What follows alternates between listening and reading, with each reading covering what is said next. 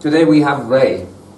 Now, you are really, really very privileged today to see this display. He has been pressed for quite a long time to show, and he's always said, "Well, I haven't got anything written up. I really haven't got anything written up. I mean, just look at it." And I think we're going to be immensely impressed and delighted to see what he has to show us, which is not what I had originally thought, which was Jamaica. It's across the West Indies. So, Ray.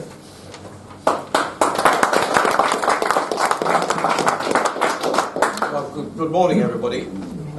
This is an experiment, both for me doing something, which is the experiment in itself, but also I'm trying to look at it a bit as a sort of thematic thing by looking at the progression of the use of obliterators and date stamps in markings, obliterators, date stamps in the West Indies colonies. And I've tried to cover bits of nearly everywhere, so it's not necessarily very in depth for any particular place, but it's got interesting comparisons between places. There is only one country I've got nothing of. I did try and sell you something yesterday, William. So it is the Cayman. I was trying to remember its name. It's Cayman. Yeah. There is only a very teeny bit of St Vincent, I'm afraid, anybody who collects St Vincent. And Montserrat, likewise. All I've got is a forgery. A forged postmark, that is. Now, the idea was to start with pre-stamp markings, which, of course, originally in the 1700s were just names of towns.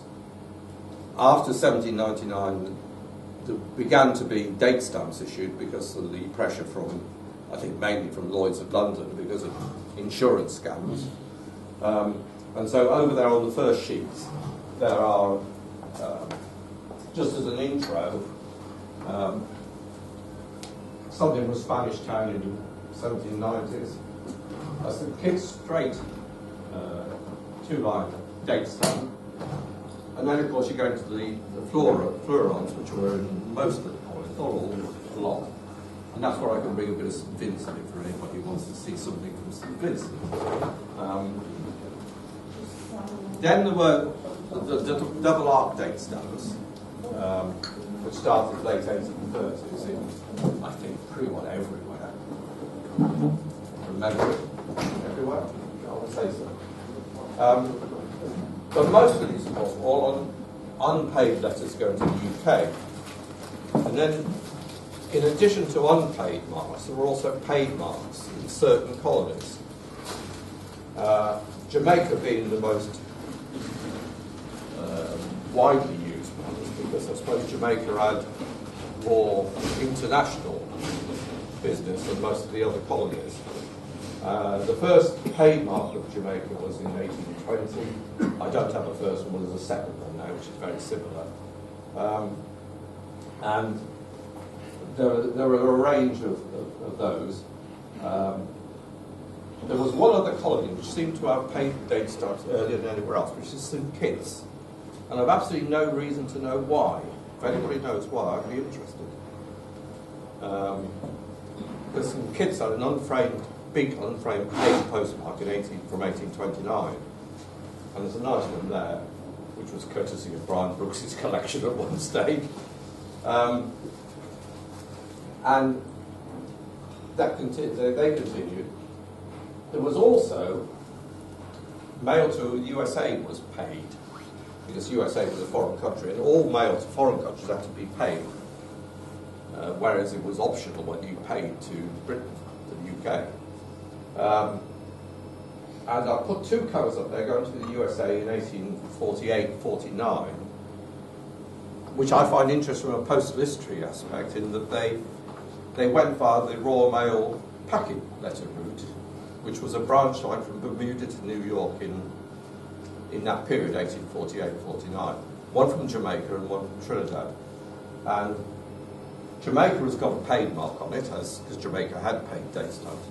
Trinidad didn't have any paid date stamps at that date. And so all it is marked is paid in manuscript. And the question arose in my mind, and why did Trinidad not have any paid date stamps very early? Who knows? I mean, all the way through this, I've got sort of thoughts about why certain things happened. Because when you write these things up and go through, it sort of raises questions in your mind as to what happened. And we don't always know the answers, but maybe somebody does. Don't know.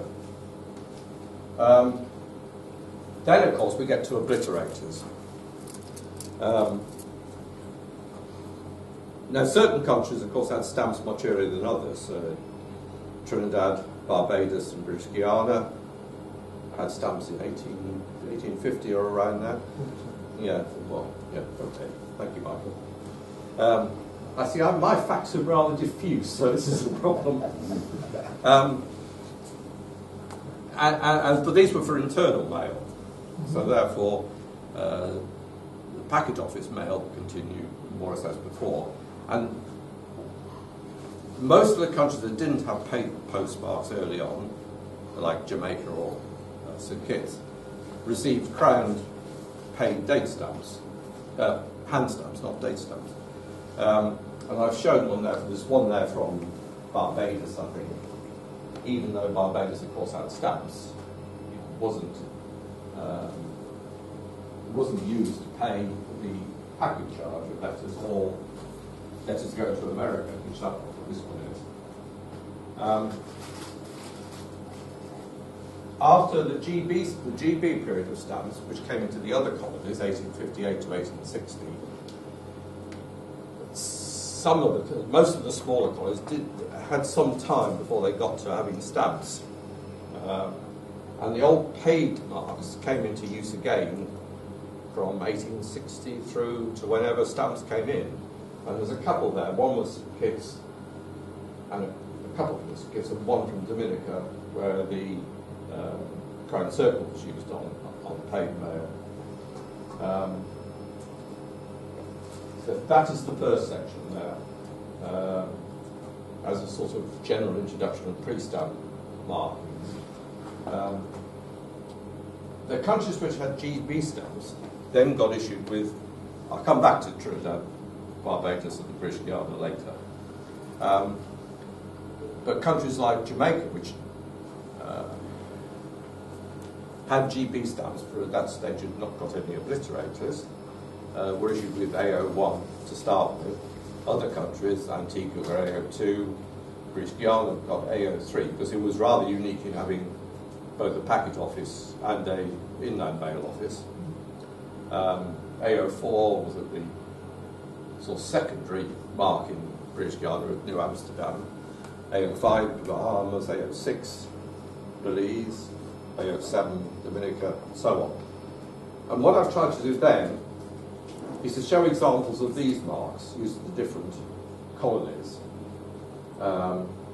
Both the original obliterator sent out in 1858, which then later got used on the colony's own stamps, generally speaking. The problem with doing a display like this is you have to say generally, because it wasn't always the same. And for instance, there are still queries. I've got British Guiana people. I've got a query as to whether Townsend and Howe is correct, or whether Proud is correct, in that the original AO3s were replaced straight away for similar type AO3s on British Guiana stamps. Townsend and Howe indicated they were. Proud doesn't show that. Do we know an answer? Any British Guiana collectors? Because I don't. I bet Michael Hamilton knows. Do you know, Mike? I didn't hear the question.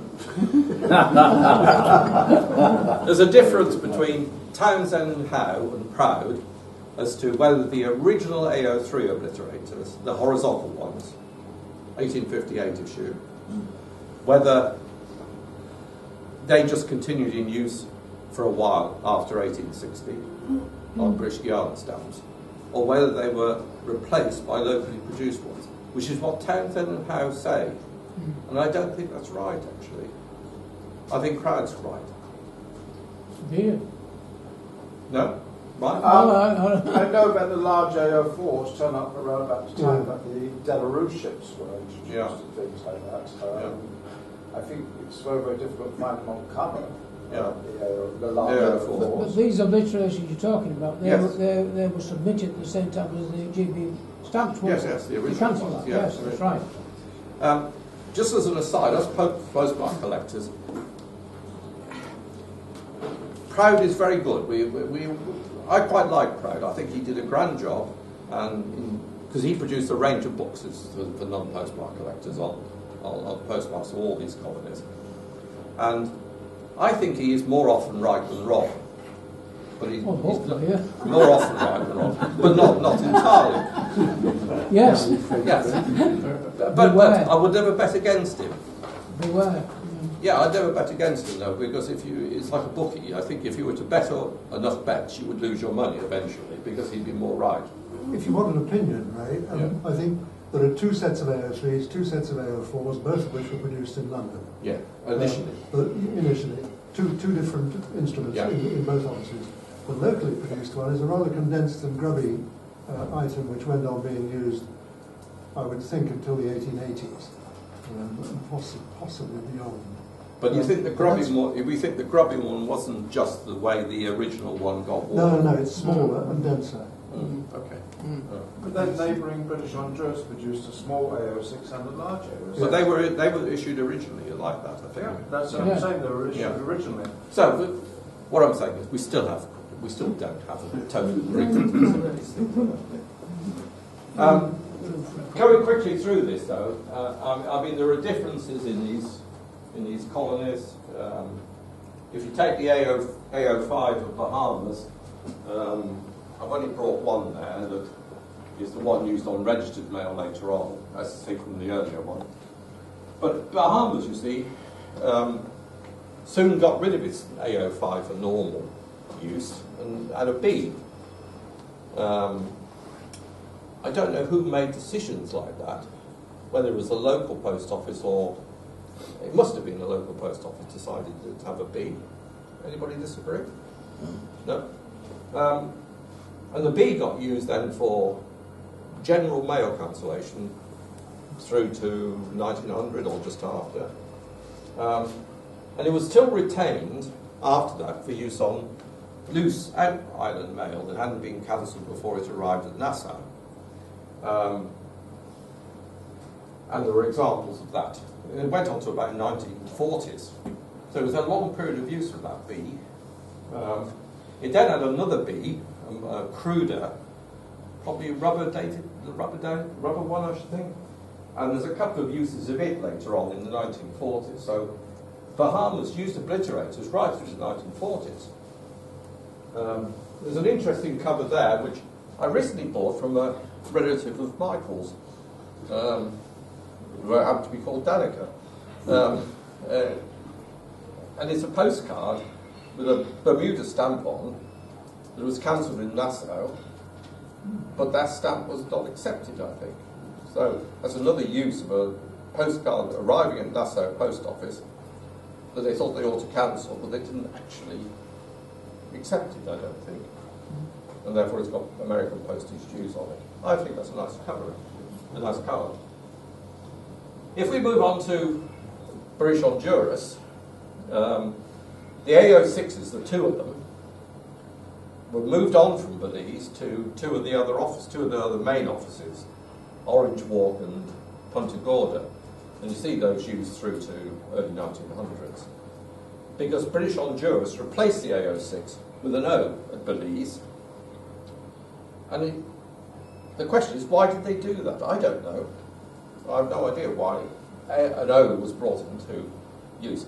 The only thing I can suggest as a possibility, although it's speculation, is that British Honduras was very much more American influence than most of the other colonies.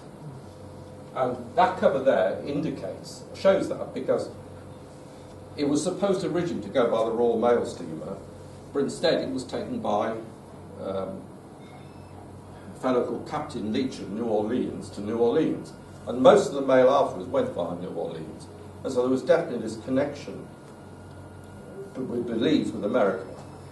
And it's about the same time that the O came in to replace AO6 for YO. Anybody? No idea. Orleans. Orange Thank you very Orleans. much for that comment, Graham. I think I'll think about that one. It's possible, isn't it? might have been intended for Orange River. I think Graham's is better. Oh, you'll ask Ian Matheson. But going back to Bahamas slightly, before I go on, Bahamas also had a 27 obliterator, I forgot about this, which was originally used on loose out island mail at Nassau, but was then sent to Anagua, which is one of the, probably the southernmost island of the Bahamas, I think. And it was used there until early 1900s.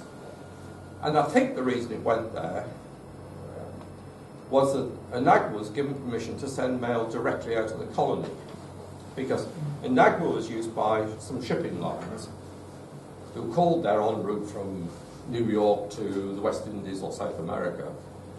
And apparently there was this, they used to hire local labourers on these islands.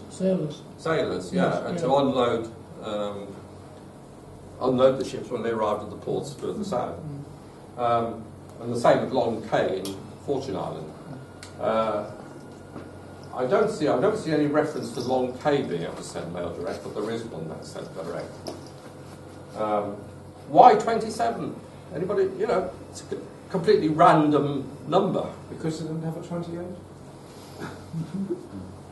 Who? Well, what was 26 then? No, I don't know. Yeah, No idea. there's no reason.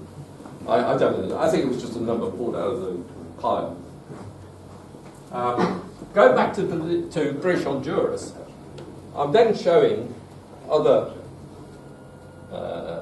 obliterators and data stamps of British Honduras. I thought I'd bring a few of those in there because they're quite interesting, I thought. There's several types of obliterators. Belize got a K65 for some unknown reason. Again, pulled out of the hat, I would suggest, at random. It also had a blank barred obliterator at one stage, and an upright Belize undated thing which was used on printed matter and parcels. And then they brought in some date stamps, because the idea of this was that you go through the obliterator phrase and then mail is cancelled by date stamps. And I'm showing one there for a page of All Pines, mainly for James, because I bought that cover off James. And there's an interesting registration label for Cape Corker. The date stamp is useless, but the registration label I think is interesting. Little place, got printed registration labels. Then a couple of rubber ones, rubber TRDs. Spanish lookouts, that remains in my one of my favourite things. Later stuff we know about, all those TRDs and British Honduras. But without something from Roger Wells, we probably wouldn't have anything like that. AO7 Dominica, one for Simon, if he's here, just have a look at it. Horizontal and upright one on two cards in 1980, showing the difference. And the small AO7 went to Portsmouth in late 1890s, Portsmouth being the second place. AO8, I'm afraid I've got nothing on. Poor old Montserrat. Any Montserrat collectors? Anybody collect Montserrat? Sorry, nothing on Montserrat. I'll have a look and see. Sorry. AO9 Nevis. Just a page or two of Nevis, showing Nevis and St Kitts seem to want to continue with obliterators longer than most people. Nevis had an interesting duplex, which was used through the 1930s, despite the fact that it had been given a double circle date stamp, which postmark collectors would call Birmingham type, in the early 1900s, and it was 30 years before it was known used. So they just continued using their old obliterators. There's a couple of pages of St Lucia, not much on St Lucia, I'm afraid. apart from the fact that they had a duplex A11, which instead of having St Lucia had Castries as the name, which I think is rather unusual. And they then, when they went to date stamps, had St Lucia with a letter underneath for the sub-offices, the village offices. There's 6 of them, and there's one there. 6 of them stamped, but 1 on the cover. St Kitts, A12, and there's the strangest thing about St Kitts is the fact that the obliterator they used when stamps were introduced, whereas most countries use the A12 or the A number they'd had earlier, St Kitts must have lost it or something, or it was destroyed for some other reason. And they had a circular mark which had a jumble of letters across the middle, which you see on stamp, but you don't see many covers, so there's a cover of that. But St Kitts also, like Nevis, retained its obliterators for a long time, and they used it with a code letter underneath St Kitts in the duplex with A12 to the 4 offices, Old Road, Sandy Point, Keol and DFA. Anguilla. Oh, I know Anguilla. Sorry, Mark. Yes, I forgot about Anguilla. Sorry. Yes, I haven't got Anguilla here. Another country I haven't got anything of, Anguilla. Sorry. How does anybody else? Yes. And there's a couple then of the St Kitts village date stamps were replaced by a sort of temporary rubber thing. All of them, Old Road, DFA, and I got those again from Brian Brooks's collection, because I don't think there's hardly any of those known apart from them. I'm sure they're philatelic, most of those 2 definitely, but I've not seen any other ones of those apart from it, so worth getting, I thought. Virgin Islands, Simon never comes to this, does he? Where is he? I could have figured. Who's he selling? Yeah, forget about Virgin Islands, but it is quite interesting, actually. Because it had a second number. It had A13 to start with, and then later on, it got issued with A91. But the A13 wasn't lost because it is known again in the early 1900s, though I don't know how anybody proves this, because largely it was used, I think, someone will confirm that, to just backdate or to back cancel earlier stamps, which were quite rare used. But there's a range of date stamps used at British Honduras following the A91, and I particularly like that Tortola registration hand stamp, to add to the variety of things, because I think that's only 1 or 2 ever seen, I think. It was only used for a short while. Michael Oliver only had 1 date for it. But the name changed, the date stamp changed between Virgin Islands, Tortola, Rotown, and so on. They seem to vary what they decide to put on the date stamp all the way through there. Tobago, I haven't got much on, so I thought I'd put a couple of back of pre-stamps to make something of interest, because there's the original Tobago fleuron and the painted Tobago mark, which is used for paid mail. But that's after the GB stamps are used, like the Dominica and the St Kitts over there. Just a page with just something for A14s, but not very much, and a couple of the inland numbers, 14 and 15. A couple of covers of Trinidad's postal stationery used in Tobago after the 2 were joined, well, effectively joined in 1899. A15 Grenada, a few little covers. Particularly interesting is that postal stationery. It's damaged, but it's of interest to me. Showing the Grenada straight line date stamp across it. That's the first sort of stationery used in Grenada. Grenada, from a postal history point of view, is interesting because it had, contrary to UPU regulations, it had it added a penny per half ounce extra postage for inland mail, which was use until 1885, I think. And there's a double rate one there with the first of the village councils. Grenada had, the parish councils were A, B, C, D, E and F. And there's just a page of A's to follow on, showing the A one in use, because it had two different ones, wide and narrow A. Turks Island, they had another different obliterator, T1 I'm told, not TI, T1, by those who are experts on Turks Island, just to show that existed. Barbados, then we're coming on to the ones that had stamps originally.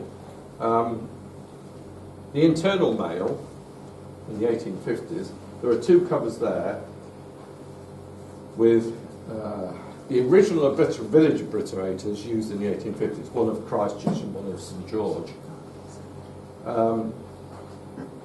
which I think are quite scarce and quite interesting, because in addition to the obliterator, there's also the date stamp marking, which has the parish number on as well. And then to follow on from that, I just used one parish just to show the progression through the different date stamps up to the 1900s on St James. British Guiana, there's a few sheets of British Guiana.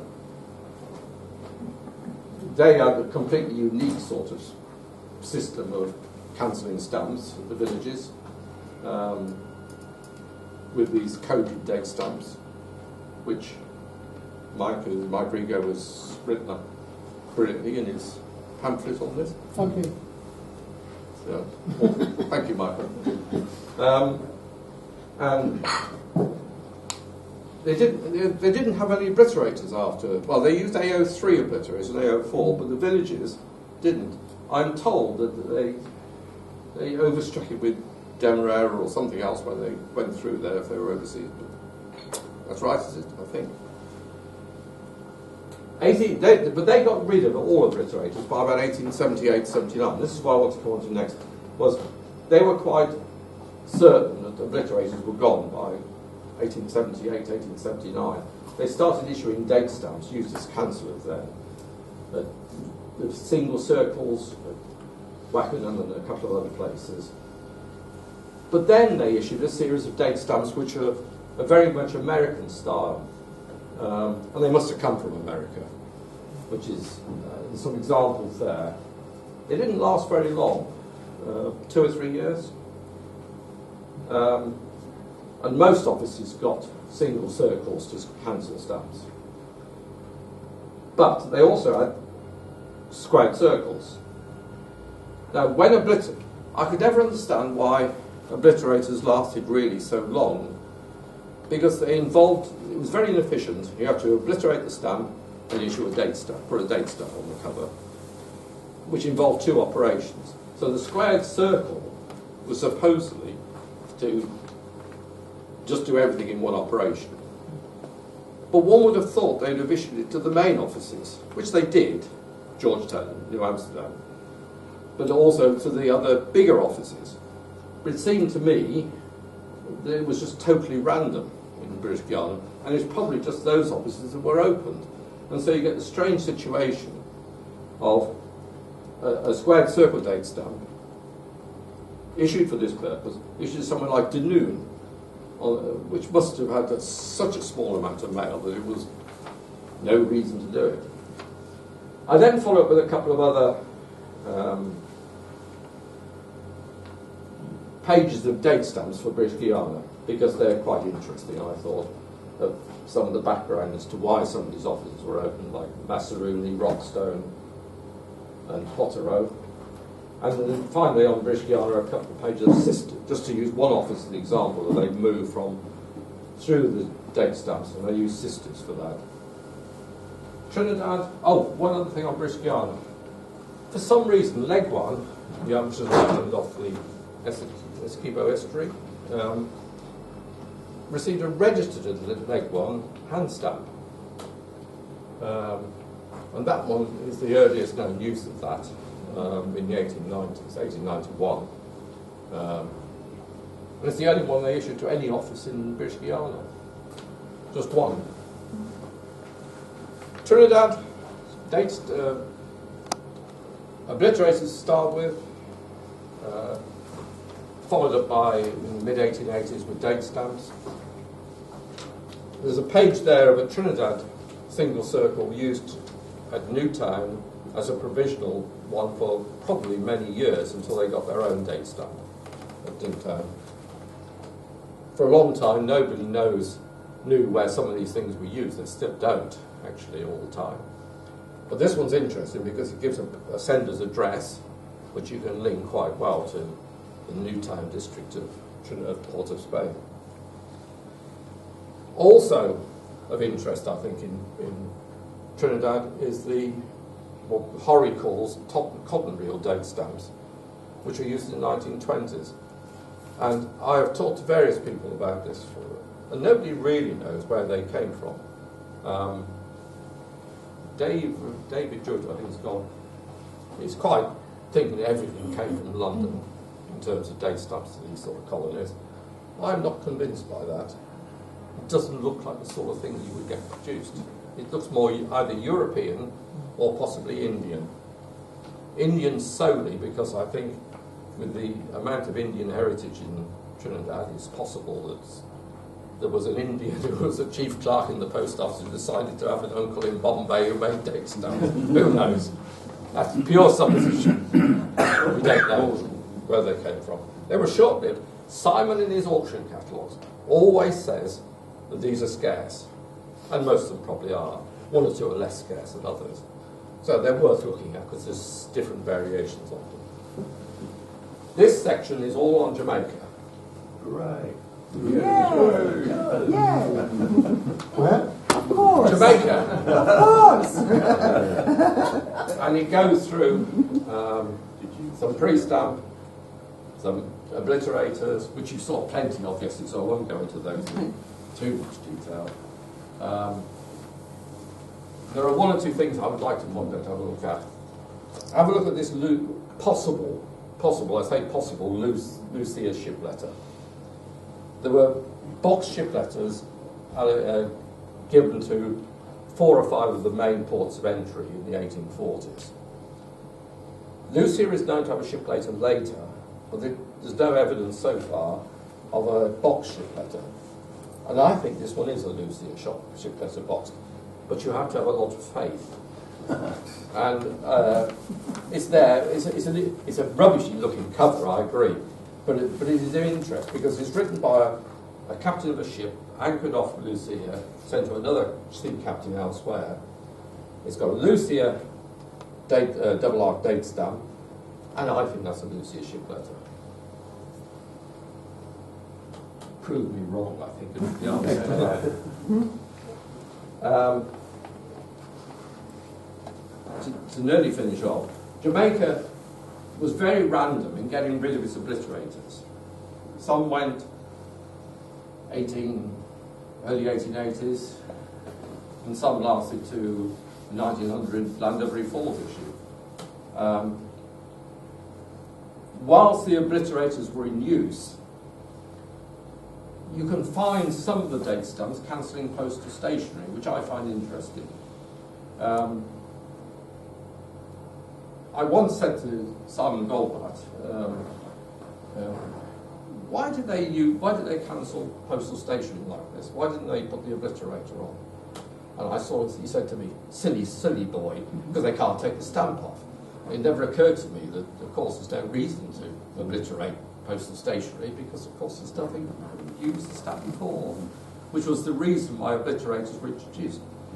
So you couldn't defraud the post office by taking the stamp off.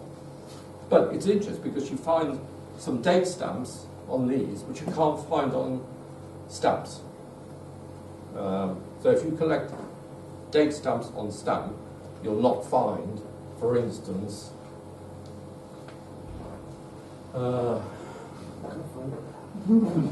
Golden Spring or Little River, I think.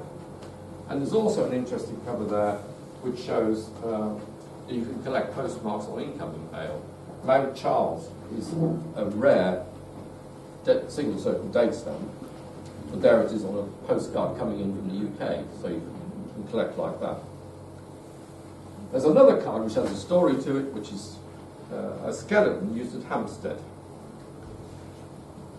It was a way Jamaica is well known for using TRDs to open offices. Now, I've not brought many TRDs. There is one there just to show, just to put it through a thing. But that skeleton of Hampstead is only 2 or 3 copies of it. I don't think that I've not seen another ever on a cover or card using it before the permanent date stamp was received. And I like that. It took me a bit of getting. Didn't cost any money much, but it took a bit of getting, which is always nice. Squared circle date stamps were in Jamaica, and again, reasonably randomly issued.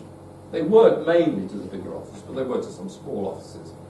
And one particularly was the scarcest. It's a Jamaica exhibition one of 1891. They issued a squared circle for that purpose. That office was open then. And again, this is by far the scarcest of the squared circles in Jamaica. 2 more things and then I'll finish. There was a strange council issued in Bahamas in the 1939 to 45 period, which is again, you would call it a cotton reel date stamp at Nassau. Where did it come from? Why was it there? I've no idea. We have all sorts of ideas as to why it might be there. It's coincidental with wartime. It doesn't seem any. You can't find any relationship to any particular male. It was probably not used on general mail cancellation, but nothing else. There was no other correlation that I can see. But it's of interest, and we'd like to know where it came from. It looks European again. And finally, 2 things. Warnings to postmark collectors, these are. Madame Joseph forgeries and a fake cover. When I started back in collecting stamps again, in about the late 1970s maybe, I liked collecting used stamps. But I was very naive then. I just liked collecting and buying things. And I said to a dealer, I haven't got the top 2 values of the Montserrat centenary set. And he said, I tell you what, I'm going to London next week. I'll see what I can do. And lo and behold, there were these 2 on piece. And I was very pleased to get them. I thought they looked lovely. Of course, they're Madame Joseph comes. Not an Inksworth, yeah. Yeah. But I didn't know at the time. And I still I sort of a love-hate relationship. I like them, but I also hate them. And they're the only thing in the display on Montserrat. So it's there to have a look at. I mean, you can, once you know, you can see. But if you don't know, you don't know, do you? As I say. The other one was a very interesting cover, which looks very nice, but is a fake cover. It's a GB used in Jamaica, A71, Rodney Hall's was then, and it's 4 pennies. And it's 4 pennies on the front of the cover, which purported to have come from Rodney Hall to Clarendon, 4 parts Clarendon. Unfortunately, 2 things are wrong with it. One of which it is pre the ability to use GB stamps on internal mail, which wasn't until the 1st of February 59. This is January 1859. And secondly, the back stamps indicate it didn't come from Rodney Hall at all.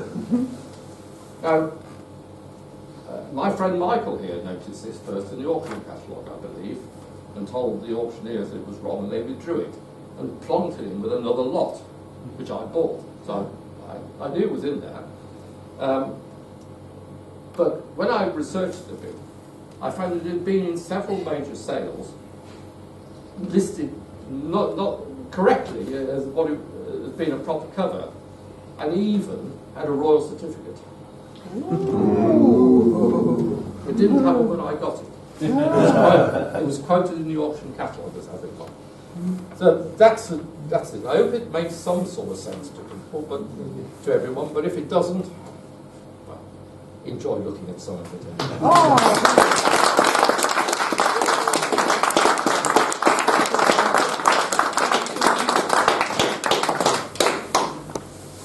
Could I ask Steve to say a few words Yep, sure. of appreciation? Okay. Well, I've had the privilege of seeing Ray's collection at his house, and it was sort of jaw-dropping when I first saw it. Sort of, he squirreled away, put an album, brought out another album, another one, and it went on and on. And I know Ray because he's a Jamaica collector, but I had no idea of the breadth of his collecting, and that's probably quite unusual these days to collect so many of the West Indies countries. He's apologised for not having all of the territories here, but I know that he agonised over what he was not going to include in this display. It took him some time. He was also reluctant to show it, but I twisted both his arms right up his back. And I think it's a privilege to see the quality of the material, and good to hear the questions about why, rather than just saying, here's this, here's that, here's that. He goes into trying to understand the reasons behind things happening, which I think is part of the fun of postal history. Anyway, thank you very much for the effort you put in, Ray, and I'm sure we've all enjoyed it, and we'll enjoy it more in a minute.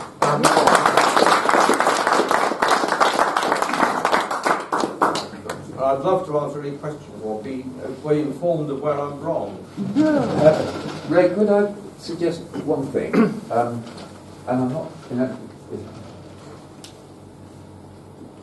I mean, if you take the history of the West Indies, you know, after the British government said, we don't want to know anything about this, and said, you're independent, they then spent the next 50 years taking back control in a variety of ways. One of the things for me that is very interesting is that, as far as I'm aware, there isn't a spoon council or a sideways duplex council anywhere in the West Indies. Is that right? As far as I know, I think, yeah. You see, that was basically a UK-driven exercise to get rid of the date stamp on the back and the obliterator on the front. And the fact that there isn't any here, in effect says, well, the British government was still really in control and saying, you can't have these until we've decided what we're going to do, which in effect came up with the dated duplex. And I think there is probably, and quite apart from the idiosyncrasies of the individual colonial post office, which did the things that you have so admirably presented, there's also some kinds of British influence going on in terms of saying what you can have and what you can't have. I don't know whether the influence was quite as solid as that. Well, I wasn't suggesting that. No, I think it came and went and was different in different colonies. Yes, I think there was a fair degree of ability of individual postmasters to influence what went on in their colony. British Guiana must be the ones who ought to use the way in which British Guiana developed, both with the original types of council and with the American influence coming with the 1878 date stamps. I mean, I wouldn't have thought that the British Post Office would say, yeah, go to America and get some council. No. Well, so I think it was more vague than that. Yeah. Anybody else want to say anything or anybody else? Or ask any questions? Yes, I would be interested in the A30, A303 range of numbers. Yeah. Was there some higher authority, presumably in London, where these things were produced, to make sure there was no duplication of numbers? Well, there was the odd duplication, wasn't there? Because if those of you who know GB used abroad, was it the one in Cartagena in Colombia or something? A56? No, A65. Was there another one there? Anybody know? Nobody knows. 56 and 65. 50, which one? 56 and There's a 65. Yeah. 56 is a Cunard stamp. It's a B56, isn't it? Yeah. But Yeah, who Bill was- would know because he collects GBUs abroad, doesn't he? Yeah. Yeah. Who was the C65 old- and C56. Yeah. Certainly in the Oh, it's these, that's right. in the 1850s, 60s, there are proof impressions at the Postal Museum of all these obliterators. So presumably somebody there, if you like, was trying to keep some sense to it to avoid the duplication. I wondered who was the higher authority. GPO. The GPO. The Postmaster- British, Postmaster certainly General. initially the British Postmaster General. GPO London. British GPO London.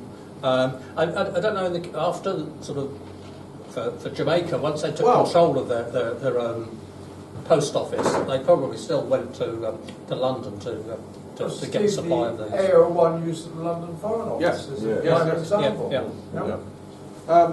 Yeah, but going on from the A's, I mean, the other types of obliterators, like Belize getting O, I mean, I can't believe that was that came from, you have a difficulty to understand that came from London, actually. Have you ever looked for it in the impression books? I've not. No, it might my be a good problem is I do so much collecting widely. I never get down to any absolute No, but in research or the any impression books, they have the Yeah, I impression don't of think anybody's whatever ever it is. seen it. And next to it, in handwriting, Is where it went, it was where it allocated was sent. to. Yeah. So if you find the zero and it says it's British Honduras, then you'll know it came from the DBS. Yes, yes. Yeah. You know, it's Thank you, Peter. sort of Would you very like to go clear. for me? It's on the 38 bus route. Yeah. Yes, go on. Four rather. Total ignorance, because you just said yours is very general. I've always been very specific about Jamaica. So you've got AO1 and you've got A27, and this morning you've gone through AO2 and AO3 up to A15. This is going to sound like an ignoramus question. So was there a 16 to 26 and A16 to 26? 16, I know, was used in Britain at Newcastle Station. Right. I found that out. Right. 26 was Gibraltar, 25 Gibraltar. more. All right. Okay. So there was a logical. Yeah. Oh, the reason it started at A27 was that was the next one in the sequence. Right, and then it was alphabetical from there to begin with, at least. And at the end, but you see, the question is, why did they went to A83? Yes. And then why did they go on? Well, to the Cunard mailboat ones started, Graham will know this, Good, can't remember. A90 or 91 or Yeah. something like It started with 50 Cunard, and then there's P&O as well, which go into the B side. I was going to say, Yeah. there were B ones. So there are all sorts of things. But A91, of course, the one that came to the Virgin Islands, was used on a Cunard boat earlier. Yeah. Sorry, can we wrap up because we Yeah. need to view and then we need to clear the room. Interesting.